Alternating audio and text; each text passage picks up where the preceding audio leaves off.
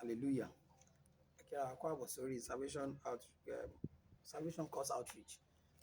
A dúpẹ́ lọ́wọ́ fún ọ̀fẹ́ tó fi fún wa nígbà gbogbo. Jẹ́ ká gbàdúrà Jehovah, Jésù Kristi, Michael mímọ́, Ọlọ́run alágbára, Ọlọ́run olóore ọ̀fẹ́, Ọlọ́run aláàánú, fàánú gbọ́ tiwa, dáríjì wa. Nítorí ẹlẹ́ṣẹ̀ ló ṣe wá, nítorí ẹlẹ́ṣẹ̀ ló ṣe kú, nítorí ẹlẹ́ṣẹ̀ ló ṣe jìyà síwájú ikú rẹ̀ àti lẹ́yìn ikú pẹ̀lú àjíǹde. Nínú ẹ̀ láti rí ìyè.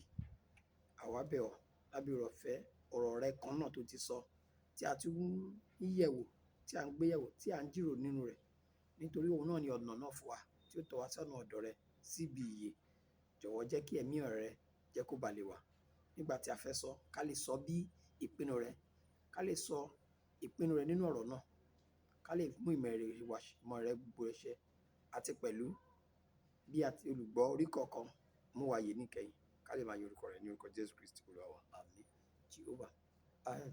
A dúpẹ́ lọ́wọ́ Ọlọ́run lẹ́ẹ̀kan sí fún oore ọ̀fẹ́ tó fi fún wa. Díẹ̀díẹ̀ Olúwa dá wa sí àwa ní March náà tún ti ń lọ díẹ̀díẹ̀. Lórúkọ Jésù, àwa tá bẹ̀rẹ̀ ọdún yìí, a ó là á já. Ẹ̀kọ́ tí a fẹ́ yẹ̀wò, ẹ̀kọ́ méjì fún ọ̀sẹ̀ yìí. Ìwé Jòhánù orí 9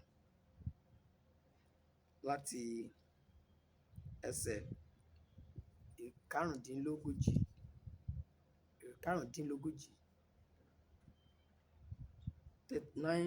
chapter 9 verse 35. A ó kà dé 41. Ìyẹn ni continuation iṣẹ́ ìwòsàn ńlá tí Jésù ṣe, nínú àwọn iṣẹ́ gbòógì tó tóbi ńlá tí Jésù ṣe. Ọ̀pọ̀ èèyàn ló jí ọ̀làjú afọ́jú, ló là bí afọ́jú tó là lójú. Ṣùgbọ́n tí ọkùnrin tó wà nínú ìwé John chapter 9, wọ́n bí láti inú ìyá ẹ̀ bí afọ́jú. Ṣùgbọ́n nípa oore ọ̀fẹ́ bíbá Jésù pàdé, ó rí ìgbàlà nítorí tí ó la ojú, Jésù la ojú ẹ̀. Now, nísàlẹ̀ ẹ̀kọ́ yẹn ni ẹ̀kọ́ yìí ti wá jáde fún wa. Torí wọ́n mọ láti 35 to 41. Jésù gbọ́ pé wọ́n ti tì í sóde. Nígbà tí ó sì rí, ó wí pé, ìwọ gba ọmọ Ọlọ́run gbọ́ bí? Òun sì dáhùn wí pé, ta ni Olúwa, kí èmi kí ó lè gbà á gbọ́? Jésù wí fún un pé, ìwọ ti rí, òun ni ẹni náà sì ni ẹni tí ń bá ọ sọ̀rọ̀ yìí. Ó sì wí pé, Olúwa, mo gbàgbọ́, ó sì wólẹ̀ fún un. Verse 39. Jésù sì wí pé, nítorí ìdájọ́ ni mo ṣe wá sí ayé yìí, kí àwọn tí kò ríran lè ríran, àti kí àwọn tí ó ríran kí ó lè di afọ́jú.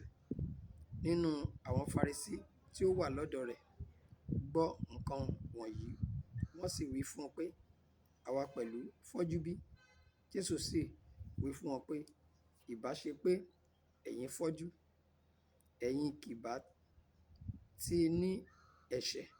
Ṣùgbọ́n nísinsìnyí ẹ̀yin wí pé, àwa ríran, nítorí náà ẹ̀ṣẹ̀ yín wà síbẹ̀.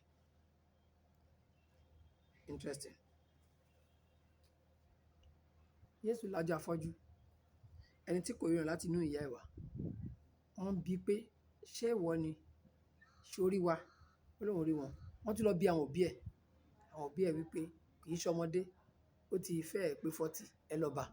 Wọ́n béèrè lọ́wọ́ ẹ̀. Ó ní òun náà ni, òun fọ́jú tẹ́lẹ̀, ṣùgbọ́n òun ti ríran. Now, ìgbà tí àwọn wọ́n tán bí torí ó yà wọ́n lẹ́nu. Ẹ jẹ́ ká padà sókè yẹn díẹ̀. Verse 30.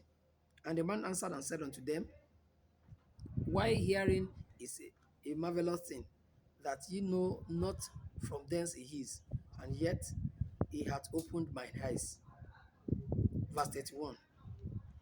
Now we know that God heareth not sinners, but if any man be a worshipper of God, and doeth his will, him he heareth.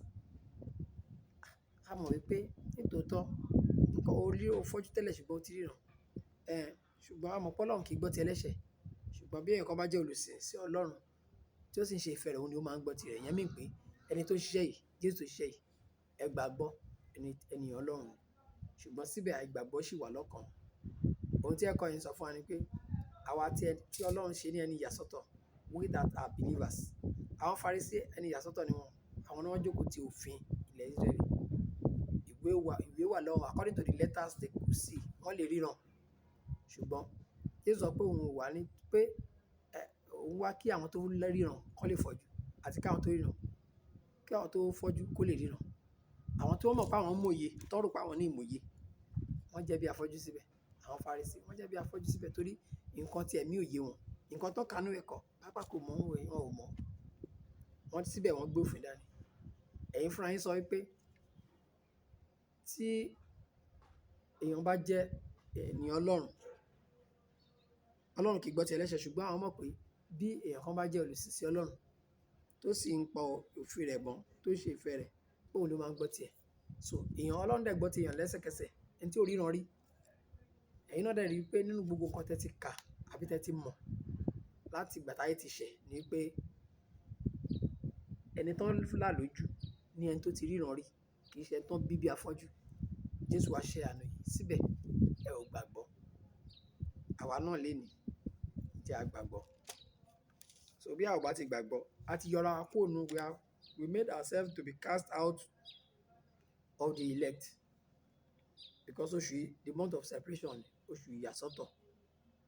So àwọn tí Ọlọ́run máa kà yẹ, tó máa rí ìgbàlà, àwọn tí ìgbàlà yìí yẹ fún, ní ìran àwọn tó lè gbàgbọ́, ìran àwọn tó gbàgbọ́, ìran àwọn tó gbọ́rọ̀ Ọlọ́run tó fẹ́ gbọ́, àwọn tó gbọ́ Ọlọ́run tó fẹ́ yí padà, àwọn tó fẹ́ gbọ́ ìpè Ọlọ́run tó fẹ́ sátẹ̀lé. Ṣùgbọ́n ẹni tí ó bá ti gbé nǹkan kan sọ́kàn, àwọn Farisí gbé ìwé sọ́kàn bí òfin. Nǹkan tán rí, wọ́n wò pẹ̀lú òfin. Nǹkan tán wò ní òfin tán fẹ́ fi wo Jésù pé ṣé òun ni àbó nǹkan, kò yé wọn, ẹ̀kọ́ iye tó wà ń bẹ̀ ò yé wọn, torí pé ìmòye ẹ̀mí wá láti ọ̀dọ̀ Ọlọ́run wá. The understanding of the things of the scripture and the things of God only come from the Spirit. And when you don't have the Spirit, you cannot know.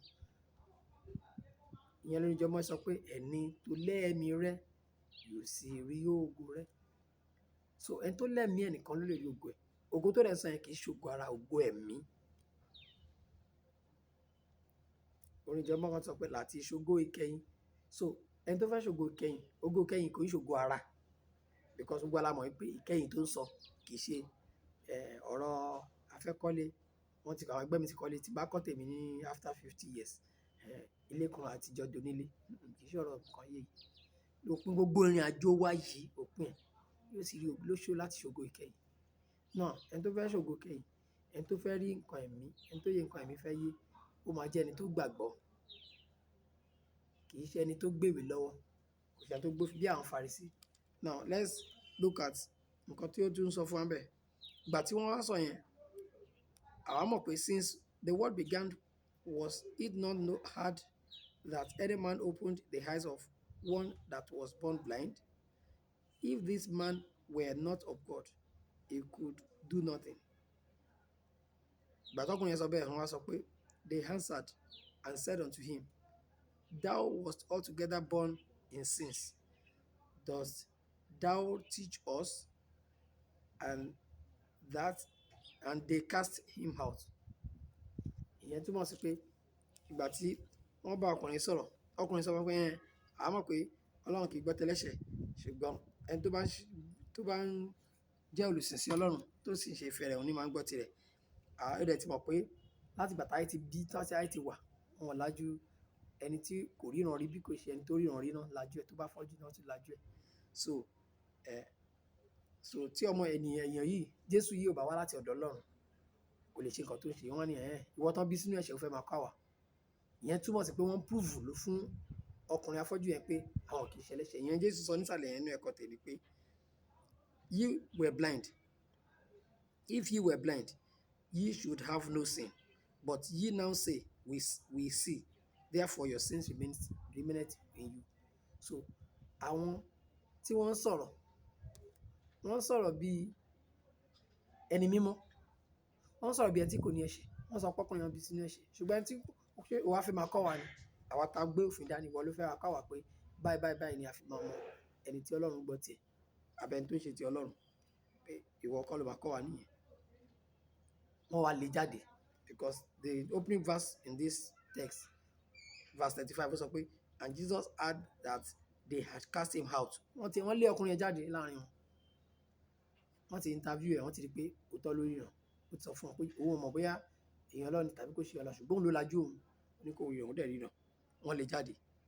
Jésù wá lọ bá. When he had found him, he said unto him, dost thou believe on the Son of God? Wọ́n bèrè pé tí n bá mọ̀ Olúwa, tí n bá mọ̀ ẹni yẹn màá gbàgbọ́. Èmi lẹni tó ń bẹ sọ̀rọ̀. Ó lóun dẹ̀ gbàgbọ́, ó dẹ̀ worship ẹ̀. Ó forí balẹ̀ wájú ẹ̀ ó sì. Hallelujah. So ìgbàgbọ́ ihun méjì ni ó ṣẹlẹ̀ bẹ́ẹ̀. Àkọ́kọ́, kí ni Jésù kọ́kọ́ fún ìgbà tó bá fi afọ́jú? Jésù fún ní ìdáǹdè, ìgbàlà. Lẹ́yìn yẹn wọ́n ti lé jáde. Jésù padà wá lọ fún ní ìyè. Jesus gave him first deliverance from blindness. Secondly, he gave him salvation. But before he could give him salvation, they already cast him out. Wọ́n ti lé jáde. So lẹ́yìn tán lé jáde, Jésù lọ wá lọ. Verse 35. Verse 35. Jesus heard that they had cast him ó out. gbọ́ pé wọ́n ti lé jáde. And when he had found him, Nígbà tó wá, Jésù wá rí i. he said unto Ó wá him, sọ fún un pé dost thou believe on the Son of God? ṣó gba ọmọ Ọlọ́run gbọ́ gbé. He answered and said, Ó wá wí pé who is he, afọ́jú yẹn dáhùn pé Lord, ta lẹni náà Olúwa that I may believe on him? kémi lè gbà á gbọ́. And Jesus said unto him, Jésù wá sọ fún un pé thou hast both seen him, ó ti rí i, and it is he that talketh with thee. òun náà lẹni tó ń bẹ sọ̀rọ̀ yìí. And he said, Ó sì wí pé Lord, Olúwa I believe. mo gbàgbọ́. And he worshipped him. Ó dẹ̀ forí balẹ̀ ó sì. And Jesus said, Jésù wí pé for judgment I can come into this world. for judgment I come into this world. Nítorí ìdájọ́ mo ṣe wá sáyé ó ti tó. Hallelujah. Now ohun tí mò ń sọ fún wa pé ohun méjì ló ṣẹlẹ̀. Jésù kọ́kọ́ lajú ẹ̀ ó fún ní ìgbàlà. Jesus gave him deliverance, ìdáǹdè. Wọ́n ti lè jáde, Jésù wá lọ, ó wá fún ní ìgbàlà. Now oríjọ́ mọ́ sọ pé mo rọ̀ mọ́ ẹ̀wù láti Jésù kébi ba lè rí ìwòsàn. Tó bá jáláìsàn, ó jáláìní, kébi ba lè rí ìbùkún. That is, you are either lacking the two. So Jesus first give you healing, then blessing. But if you are not sick, Jesus will give you blessing. Then what next? Jesus will give you ìgbàlà. Then á fún ẹ ní ìyè. The salvation we are talking about is salvation. Salvation is salvation handling over giving the way of righteousness to a man. In salvation, ìyè, that is eternity. When God gives you, or Christ gives you the way by which you will walk with God and be counted as children of God. Tó bá rìn níbẹ̀, òpin ẹ̀, the end of it is eternity. Tó bá rìn inú ẹ̀ tó dúró nínú ẹ̀, wàá rí ìyè níkẹyìn. So oníjọ́ mọ́ correct pẹ̀lú ìrìn àjò Jésù yìí. Jésù lajú afọ́jú. Lẹ́yìn yẹn, ó wá sọ fún pé ṣó mọ̀ yìí pé ọmọ olùgbàlà ló dúró síwájú ẹ̀. Tí n bá mọ̀ màá gbàgbọ́ talẹ́ náà òun rè. Ó dẹ̀ ló gbàgbọ́, ó dẹ̀ forí balẹ̀ ó sìn. So ó fún ní ìwòsàn, deliverance. Ó wá fún ní ìgbàlà. So oníjọ́ mọ́ is correct to say kèmí bá lè rí wòsàn, kèmí bá lè rí ìbùkún, kèmí bá lè rí ìgbàlà, kèmí bá lè rí ìyè. So it's orderly. Ẹni tẹ́ bá ń kọrin yẹn tẹ́ bá ń dàrú, I don't know. That song has been put in right order, correctly in order, placing them the right way. Tó bá láìsàn, o ò ní bùkún ló ṣe wá ṣẹ́gun. Tó bá ní ìwòsàn, bó tiẹ̀ ní bùkún tẹ́lẹ̀, o ní ìbùkún sí. Á wò ẹ̀san, á fún ẹ ní bùkún. Or you lack one of the two, he gives you first. Then he gives you the way to the Lord. That's salvation. And after salvation, the end of salvation is eternity. And that is absolute salvation. So méjèèjì yẹn ni ó dúró fún ìgbàlà, ló dúró fún ìyè. Méjèèjì àkọ́kọ́ ló dúró fún ìgbàlà. This is what Christ has come to give us. But àwọn kan ò ní rí gbà because he has come for judgment. Àwọn kan ò ní rí gbà. Àwọn tó ru ara wọn sókè níwájú Ọlọ́run, they are cast out. Àwọn Pharisee, pẹ̀lú question tó ń béèrè lọ́wọ́ Jésù yẹn, Jesus is good at making inferences. Ó ti sáré make inference pẹ̀lú ọ̀rọ̀ tó sọ. Ìwọ ń dá wa lẹ́jọ́ wọ tàbí sínú ẹ̀ṣẹ̀. Ìyẹn mi pé ṣé o mọ̀ pé àwa olódodo tún ló ń bá wí?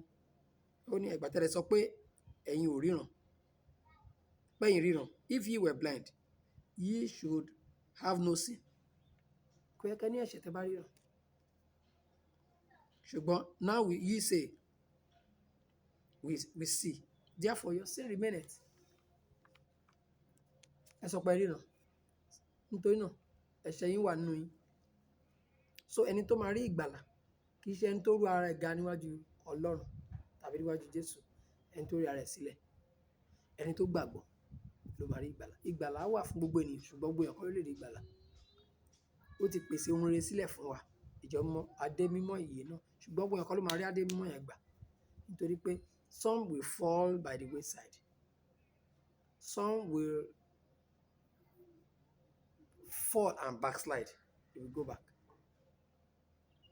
Some will taste of the salvation, but will decide to leave because they want to enjoy the world. Mo ń sọ ohun tí Jésù sọ fún wa nígbà tó túmọ̀ nínú ìwé Afúrúgbìn Matthew 13. So àwọn nǹkan yẹn ni àwọn Farisí ìgbàlà ní ti Júù, àwọn náà ní ìgbàlà. Ṣùgbọ́n àwọn tó jókòó ti ìwé òfin ìgbàlà, òye nǹkan tí ọ̀rọ̀ yẹn, àwọn ìrọ̀ yẹn sọ kò yé wọn. Wọ́n dẹ̀ wo Jésù bí èèyàn, wọ́n wo age sí age wọn, wọ́n wo status ẹ̀ sí status wọn. Àwọn Farisí, òun ordinary man, kò wọ́n bí láti lé Léfì. Káwọn sọ pé bí wọ́n fẹ́ ṣàlùfáà lọ́la rí ṣe ń wàásù kiri àbí ló ṣe ń sọ̀rọ̀ náà. Ṣùgbọ́n iṣẹ́ tó ń ṣe fi àmì hàn. Jésù wípé iṣẹ́ tí mo ń ṣe jẹ́rìí mi wípé bàbá ló rán mi.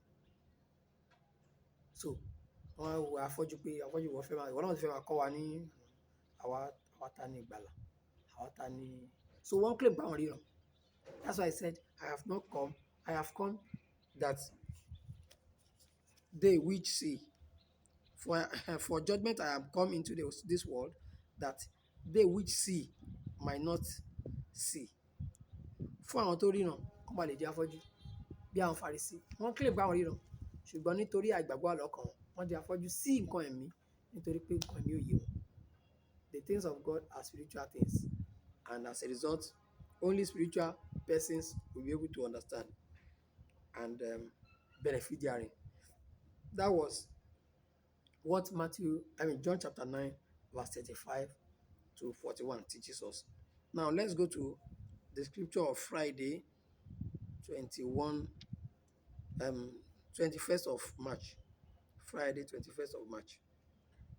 That's taken from the book of Matthew, chapter 24.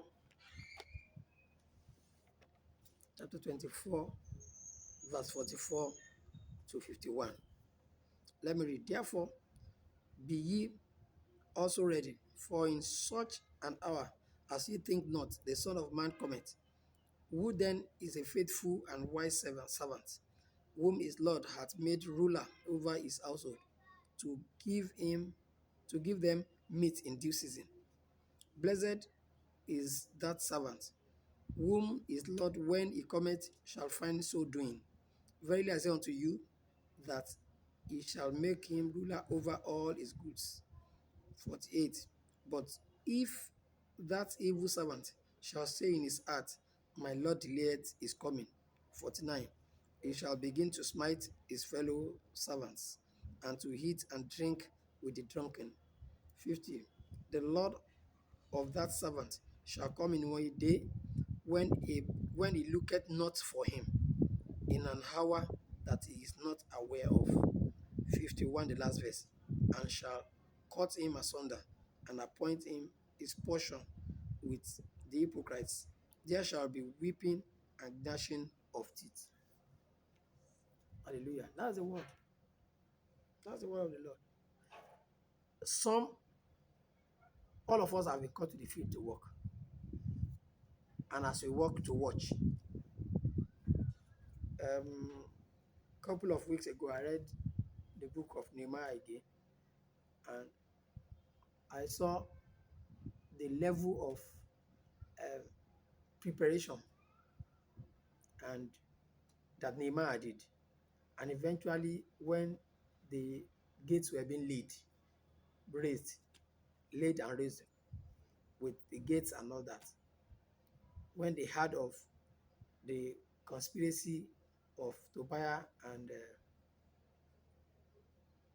the other people to come to disturb them, to stop them from doing the work, they were working with one hand and they were getting ready. They had their sword by their side. Because we can compare that with this. Somebody is working and is expecting that the Lord will come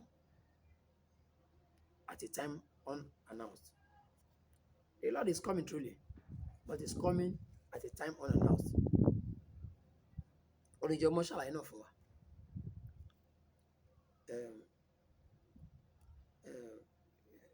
Nígbà tí Fẹ́rẹ́lúwá yóò dún ti iṣẹ́ kì yóò sì mọ̀, a ó kó wọn aláyégún mẹ́rin wá àti fi iṣẹ́ wọn hàn níwájú olùgbàlà wa.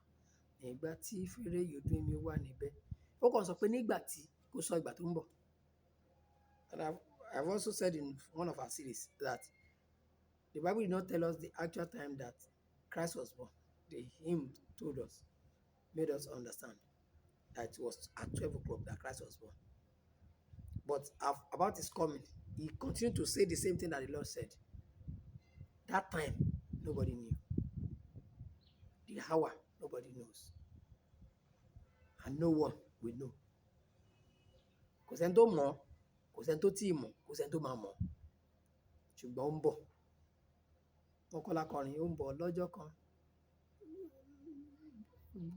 Kíní kan ló ṣe máa dé, bó bá dé o, níbo ló ti máa bá ẹ? Ó ń bọ̀ lọ́jọ́ kan. Bó lè jẹ́ lóru ló máa dé, tó bá dé níbo ló ti máa bá ẹ? So he's coming. God has called us, all of us, to work in the vineyard. Some as shepherds, some as this, some as that, some as prophets, some as choristers, some as... When you are supposed to be on duty, if you leave your duty post for relaxation, if you leave your duty post for some other things, who knows if that's when the Lord will come. But he's coming. So at the of the time, we don't know, but we are sure he's coming. And it says in this chapter, in this message, that the Lord of the servant shall come in one day when he looketh not for him, and in an hour that he is not aware of. He's coming. Olúwa ń bọ̀. Olúwa ń bọ̀, ayé yóò mì yó. Olúwa ń bọ̀ wá o, ó dájú o. Gbogbo ènìyàn má ṣe jáfara, múra sílẹ̀, ó dé tán. Orin Lásà wà in those days. Àmì àṣẹ Olúwa ń bọ̀ o e. He's coming. The Lord is coming. If he should meet us unprepared or at wrong places, what shall we say? Onídàájọ́ ayé fẹ́rẹ̀ dé. Jésù Olú 553, I think. Ó ń bọ̀ wá o. Bòde lọ́sàn tàbí lọ́gànjọ́. Why is he saying over the lọ́sàn tàbí lọ́gànjọ́? Because when you jẹ́ ká mọ̀ pé about the time, we don't know. Nobody knows. Jesus even said, even the angels do not know. Àwọn áńgẹ́lì gan ò mọ̀, bàbá nìkan ló mọ̀. So, if we are not well prepared, how shall we make it? Where shall we be? What shall we say? What shall we do? Ṣùgbọ́n pé ó ń bọ̀ àbí kò bọ̀, ká gbàgbé yẹn ó ń bọ̀. The Lord is coming. He may come this time, he may come some other time. He may come in the morning, the afternoon, or by night. If you are not prepared. Ní ká tó wọnú ẹ̀kọ́ yẹn ní òkè ẹ̀, he first talked about the preparation. I mean, he used a similar illustration. This is the second, phase of the same case. In the first case, teaching the same thing about the hour being unknown. He talked about a watchman, olùṣọ́gbà tàbí ọlọ́dẹ tí kò mọ̀gbà tí olè ń bọ̀. tó bá pọ̀ mọ́ kó lè ń bọ̀ ni á tilẹ̀kùn dáadáa ó lè ti kẹ́ra sí ibi kan kọ́nà kan tó lè bá bẹ́ wọlé kó ṣùtì ẹ̀ number one á kọ́ mọ̀ pé ẹni ìwà wíkò àwọn tó kù ọ̀sà lọ àbí kó má jẹ́ kó lè fọ́lé ẹ̀ kó tó pọ́n fọ́lé ẹ̀ kó tí kóun náà ti attack ṣùgbọ́n nítorí pé kò kì í mọ̀ onílé ò kì í mọ̀ ìgbà tó lè máa wá so onílé máa ti sùn. So in the first illustration, he used that the case of a watchman, and in this one that we are given, is using another form of illustration: the faithful and the wise servant and the unwise servant. A wise servant will watch because he knows not the time of the time that the Lord will come. The same thing with the watchman. Let's look at what he's saying about the watchman. But of that day and hour knoweth no man. I'm reading from verse 36, the same Matthew 24, 36 to 44. But of that day and hour knoweth no man. No, not the angels of heaven, but my Father only. But as the days of Noah were, so shall also the coming of the Son of Man be. For as in the days that were before the flood, they were eating and drinking, marrying and giving in marriage, until the day that Noah entered into the ark. They knew not until the flood came and took them all away. So shall also the coming of the Son of Man be. There shall two be in the field, one shall be taken and the other left. Two women shall be grinding at the mill, the one shall be taken and the other left. Watch therefore, for ye know not what hour your Lord doth come. But know this, that if a good man of the house had known in what watch the thief would come, he would have watched and would have suffered his house to be not be broken up. Therefore, be ye also ready, for in such an hour as ye think not, the Son of Man cometh. So, ó ń bọ̀, ìgbà tó ń bọ̀ la ò mọ̀, jẹ́ ká wà ní ìmúra sílẹ̀. Jésù ń bọ̀ láwọ̀sán mọ̀, gbogbo ojú ni yóò rí, àtàwọn tó gún lọ́kọ̀ pẹ̀lú àwọn tó dé ládé. Ó ń bọ̀ is coming. There's no about that. You can sing on and on and on, relating to the same fact that Jesus is coming and is coming soon. Of the hour we don't know, but it's coming. In fact, but Paul ń sọ̀rọ̀ fún wa gan nínú ìwé Thessalonica, even nígbà tó ń sọ̀rọ̀ ti àwọn tó ti sùn, ó yìí sọ fún wa pé a máa pàdé wọn, ìgbà yẹn la ò mọ̀ ṣùgbọ́n a máa pàdé wọn. Àwọn tó ti sùn ṣáájú, a máa pàdé náà.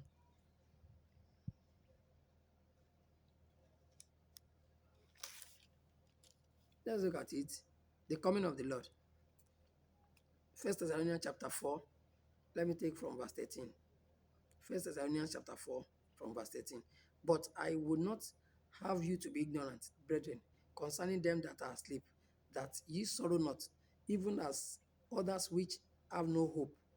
For if we believe that Jesus died and rose again, even so then also which sleep in Jesus will God bring with him.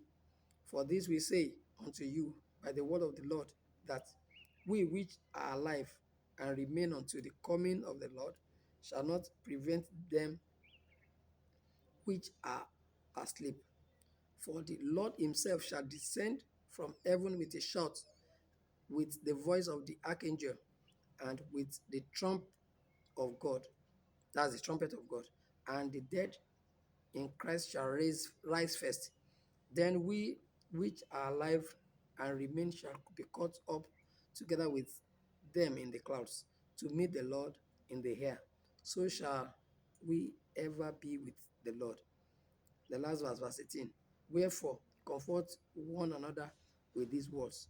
So nígbà táwọn èèyàn tó ń sọ̀rọ̀ nípa ohun òkú tó kú ló tún ṣàlàyé fún wa ń bẹ̀ pé náà pé bó ṣe tún máa bọ̀ ni pé bó ṣe sọ̀kalẹ̀, and that is also available in Acts chapter 1 verse 11. So this is the same Jesus that is taken up in the clouds that you see, the same manner will come. So the same thing Paul is saying. Let's look at what chapter 5 says in that same First Thessalonians chapter 5 from verse 1. But of the season and of the times and of the season, brethren, ye have no need that I write unto you, for ye yourselves know perfectly that the day of the Lord so cometh as a thief in the night. That's verse 1 and 2. So, ẹ̀yin ará, ẹ̀yin náà mọ̀ pé nípa bíbọ̀ Jésù kò tún kú ká tún máa pariwo fún yín, ẹ̀yin náà mọ̀ pé ó ń bọ̀, ṣùgbọ́n nípa ìgbà tó máa dé àti àkókò kò sẹ́ni tó mọ̀. So, Jésù ń bọ̀, ká múra sílẹ̀. Ọ̀rọ̀ ìmúra sílẹ̀ ló ń sọ nínú Matthew 24 ẹ̀ tàkà yẹn láti 44 sí 51. Ìmúra sílẹ̀. Ká má ṣe nǹkan bíi pé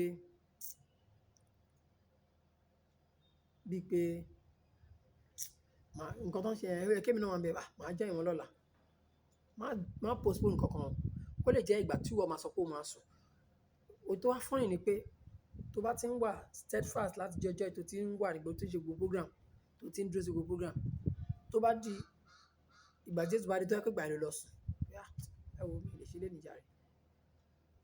Nǹkan tó fa disagreement láàrin Paul àti Barnabas nìyẹn. Paul sọ pé ó ní ká mú Mark tí a jọ ṣiṣẹ́ níbi kíní ta ní ká lọ síbi kejì tó ní òun fẹ́ relax. Acts of Apostles chapter 15.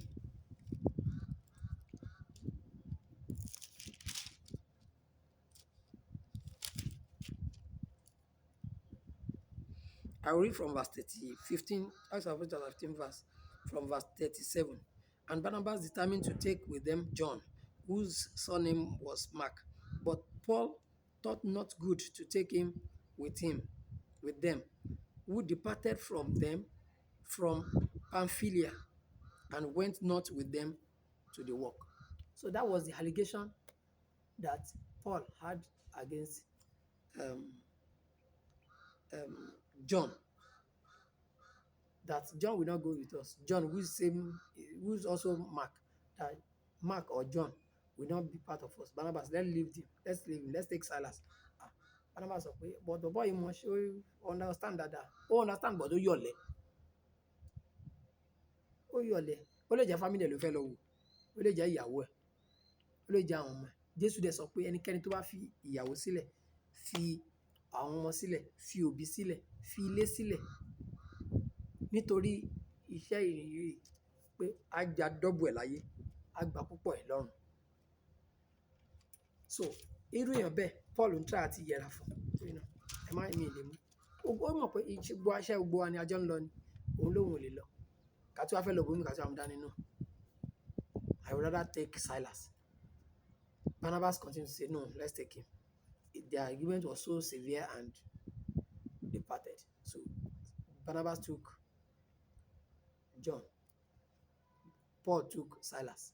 And they departed ways. Àwọn ìwà bẹ́ẹ̀ yẹn ni wọ́n sọ fún wa nípa ìmúrasílẹ̀. Ìmúrasílẹ̀ ti Mark ló fà kí Paul sọ pé ó ti ṣe bẹ́ẹ̀ fún wa nígbà kan. Àtúlẹ̀ débi kan sí kó tó sọ pé òun ò lọ mọ́. Ẹ jẹ́ táwa tá à ń ṣiṣẹ́ tọ́lọ́run rán níṣẹ́. Iṣẹ́ evangelism, iṣẹ́ wòlíì, iṣẹ́ teaching, iṣẹ́ olùṣọ́àgùntàn tàbí apostle, iṣẹ́ kí ló tún kù ńbẹ̀ náà lọ́nà ministries, iṣẹ́ akọrin, iṣẹ́ gbogbo ẹ̀. Ẹ jẹ́ ká ṣiṣẹ́ yẹn. In and out of season kọ́ rí wa lẹ́nu iṣẹ́ yẹn. Let me give you this hint. Àwọn kan wà àwọn iṣẹ́ kan tẹ́ pé you cannot stay at home and say and make a phone call to your boss and say ọ̀gá ọ̀rẹ́ mi lè wá bí iṣẹ́ lé. No, you must get there. Láti bẹ̀rẹ̀ sí máa kọ leave fún ẹ pé okay, let's give him 2 days sick leave. Tábà ń ṣe Olúwa yẹ ká máa ronú ara bẹ́ẹ̀ náà. If God will not look at you from his abode and say, oh, he's sick. I know he's sick. Tí wọ́n sọ pé wọ́n ló sick. Ìṣojú Ọlọ́run. À ń ṣe ìmẹ́lẹ́ pẹ̀lú iṣẹ́ Ọlọ́run. Iṣẹ́ yẹn ò ṣe fi ìmẹ́lẹ́ ṣe. Àwọn tí ó fi ìmẹ́lẹ́ ṣe, tí wọ́n gbà láti because the nature of the work demands that, especially of the shepherds and evangelists, demands that at times you do away with your wife, you do away with your children, you do away with your family members, with your parents, and you are on the field. Tó bá demand bẹ́ẹ̀, má sọ pé nítorí wọn wà fi iṣẹ́ yẹn lé wa lọ bá wọn. If you do so, ayé máa ń bú àwọn tó bá ń ṣe bóyá the right way. Ayé máa ń bú wọn. Wọ́n sọ pé kò ní ní family ẹ̀, kò tiẹ̀ ṣe kíní kan, kò ṣe kíní kan. Ṣùgbọ́n pé àwọn èèyàn ò ní síbẹ̀ lọ́rùn tó wọn dájọ́. Ọ̀rọ̀ ọ̀gá mi ni a sọ pé a ní tí Ọlọ́run bá kọ̀ mí, kò sẹ́ni tó lè gbà mí nínú gbogbo yín. Ṣùgbọ́n tí gbogbo yín bá kọ̀ mí, tí Ọlọ́run bá gbà mí, màá máa shine. So ìyẹn ni ká máa wò. Àwọn tó fẹ́ torí tí wọ́n fi iṣẹ́ Olúwa sílẹ̀, àwọn consider àwọn tó fẹ́ torí wọ́n fi iṣẹ́ Olúwa sílẹ̀ láti lọ jókòó tì wọ́n. Ǹjẹ́ bí Ọlọ́run bá kọ̀ ẹ́, ṣé wọ́n lè gbà ẹ́? Bèèrè lọ́wọ́ ara ẹ̀. Kí mi náà bèèrè lọ́wọ́ ara mi. Let's look at it and examine it properly to stay at the convenient place. May the Lord help us. Ẹ kí n gbàdúrà Jehovah, Jésù Kristi, Michael mímọ́, a dúpẹ́ fún ọ̀rọ̀ rẹ. Jọ̀wọ́ fi ẹsẹ̀ wa múlẹ̀, ràn wá lọ́wọ́. Àwọn ọmọ yìí mọ̀ pé ó ṣòro, wọ́n ní kó ran àwọn lọ́wọ́, ràn wá náà lọ́wọ́. Ohun tó ṣòro ni iṣẹ́ rẹ láti ṣe. Ìgbà tó ní ká fàyà sílẹ̀, ká fi àwọn ọmọ sílẹ̀, ká fi òbí sílẹ̀, ká fi ilé sílẹ̀. Gbogbo àwọn tó ti rán níṣẹ́ tó jọba wọn nì tí wọ́n ti fi ilé àti aya sílẹ̀ àti ẹbí sílẹ̀. Bí ìlérí rẹ̀ san fún wa ní ọ̀pọ̀lọpọ̀, san fún wa ní ìbùkún, san fún wa ní ìlera, san fún wa ní àlàáfíà, san fún wa ní ayé yìí, san fún wa ní ìjọba rẹ̀. Má jẹ́ ká pàdánù. Gbogbo àwọn tó wá ti yàn bí alágbàtẹ́rù fún iṣẹ́ rẹ̀ níbi gbogbo, nílé ẹ̀sìn wa gbogbo, níjọ mímọ́ àti ní gbogbo ìjọ gbogbo tí wọ́n ránṣẹ́ ẹ lọ́wọ́ ní gbogbo ọ̀nà, bá wa dúró tì wọ́n, kó ràn wọ́n lọ́wọ́. Kó má sú wọn, kó má sú àwa náà, kó má rẹ̀ wọ́n, kó má rẹ̀ wá. Gbé wa ró, bómirin wá, ìwọ ni agbára àti orin wa. Túbọ̀ fi agbára tuntun kún wa, fi ẹ̀mí ìmòye fún wa, fi ẹ̀mí sùúrù àti ìpamọ́ra fún wa. Ràn wá lọ́wọ́, ká lè ṣe ẹ̀dópin, ká lè yè ní ìkẹyìn ní orúkọ Jésù Kristi Olúwa wa. Àmín, àmín, àmín, orúkọ Jésù. Hallelujah.